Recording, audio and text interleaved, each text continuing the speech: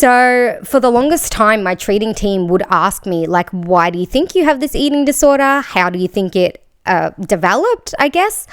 And my only answer was, look, I know there's research into the genetic component, so I thought it might be a biological thing.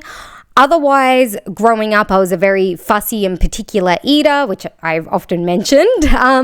But I thought, as I got older and took more control of what I was putting into my body, and, there was no mum around to try and entice me to eat new or a variety of foods, I was eliminating anything that I didn't love.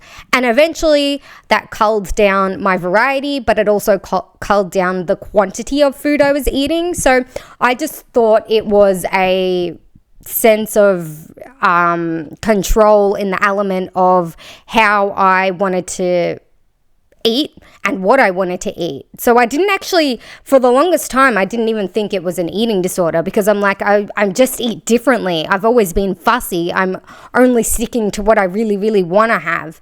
And when I finally got to a place of recovery and I realized I had to make a few changes and look at my diet in a different lens, like not just preference of what I like to eat, but also what that food does for my body, I changed my mindset completely. And that's how I got to this point.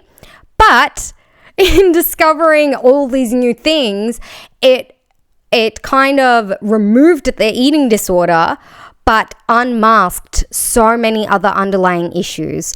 And it's funny because they say eating disorders are a coping mechanism. And for the longest time, I couldn't even identify what that might be. But now that it's slowly fading away, as the eating disorder is fading away, new things are coming up to the surface. So it's almost like you're recovering from one thing to start your journey in recovery from a whole bunch of other things. And this means that I can't use full-time work as a motivator for my eating disorder at the moment, because I've got other things I need to work on at the moment that mean I probably can't work the 5-day week that I want to go full-time. But what's really important, and the biggest takeaway from this whole conversation, is that it's still necessary you do it.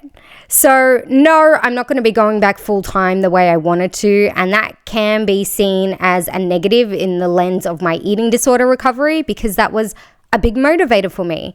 But I'm not going back now.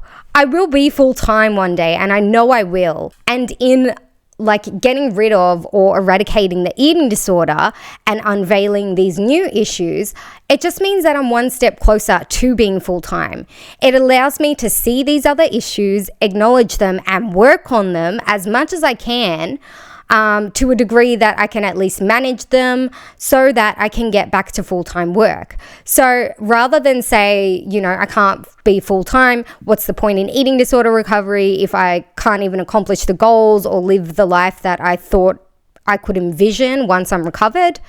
It's not about that. It's about, okay, step 1 is done. My relationship with food is a lot better. That still needs work, but it's manageable. We can park that for a second. Now we've got to work on these other issues that were hidden amongst the eating disorder. And then once I do that, there shouldn't be anything left to work on. I mean, working on yourself is a constant thing, and I'm forever going to have to work on myself to control the eating disorder and these new things that are arising. But it'll be more manageable. I'll be able to do it and hold down a full-time job eventually. So rather than just get rid of that motivation altogether for the eating disorder, I'm just going to transfer it to these new things and think, once I've got a handle on these, then I'm going to be able to work full-time. And it's going to be a shorter process because I'm already at the stage that I acknowledge these are issues. I'm already at the stage that I want to fix these issues and learn coping strategies for these issues. So just because eating disorder recovery unveils a lot more hardship, and it does, it uncovers a lot. But once you work on those, the things that you were working towards in eating disorder recovery are still there. It's just try not to have such a strict time limit on things. It's gonna happen eventually. And so, the biggest contrast for me is that in my eating disorder, even at my most severe, when I was very malnourished, very underweight, I was able to work full time. completely fine. Now that I'm weight restored, now that I'm in a better place, can't work full time. You think it would be opposite, but sometimes it doesn't quite work that way. But just give yourself the grace and the time that you need to heal, because doing that and doing it to the best of your ability, using the most time that you can. Like, I am lucky I don't have to work full time, and I am lucky that I live with my parents and I get a lot of support there. But do it to the maximum that you can. That way, you get it done, you get it sorted, you learn your new strategies, and you get back into the workforce with a new sense of empowerment and with a new sense that you take ownership of your recovery and your strategies, and for the purpose of getting back to work full time and being able to stay at work full time. Because a lot of the things that I've discovered over the years is, yes, I can hold down a full-time job, but when you're competing with recovery or forced treatment even, you're always going to lose out on full-time work. You just can't do it. So whether you downgrade to part-time or not, you're still going to need to take that time to work on yourself.